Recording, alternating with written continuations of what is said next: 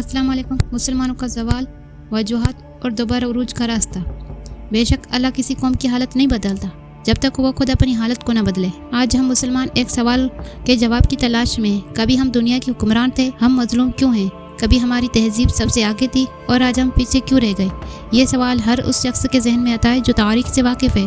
तो आए तारीख की झरकों में झांकते हैं और देखते हैं कि वो क्या वजूहात थी जिनकी वजह से मुसलमानों ने उरूज हासिल किया, और फिर वो कौन सी गलतियाँ थीं जो हमें जवाल की तरफ ले गई। मुसलमानों का उरूज कैसे हुआ? जब हम नबी करीम सल्लल्लाहु अलैहि वसल्लम के ज़माने को देखते हैं, मालूम होता है कि मुसलमानों ने 3 चीज़ों पर मजबूती से अमल किया। अल्लाह और उसके रसूल सल्लल्लाहु अलैहि वसल्लम की अताअत। सहाबा कराम ने हर हाल में अल्लाह की हुक्मात पर अमल किया। अमल और तहकीक।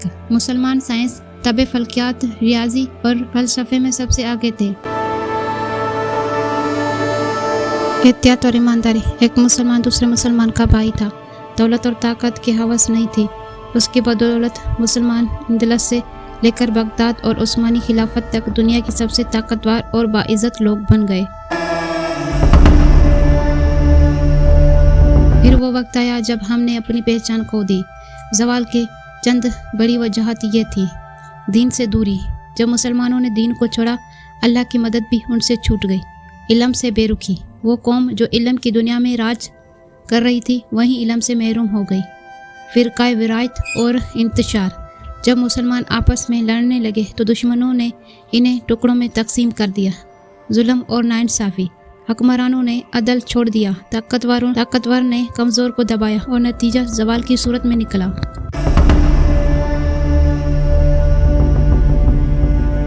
मुसलमानों को दोबारा उरूज कैसे मिलेगा?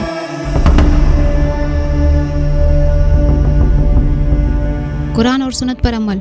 अल्लाह की किताब और नबी सल्लल्लाहु अलैहि वसल्लम की तालीमात वही हैं, वही हमें तरक्की दे सकती है। तालीमात और इल्म पर ज़ोर।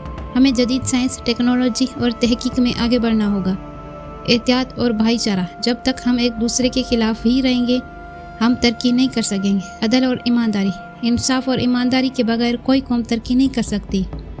अगर हमने अपनी गलतियों को पहचान लिया और वापस अपनी असल बुनियादों पर आ गए, तो वही मुसलमान जो आज कमज़ोर हैं, कल फिर दुनिया पर राज करेंगे।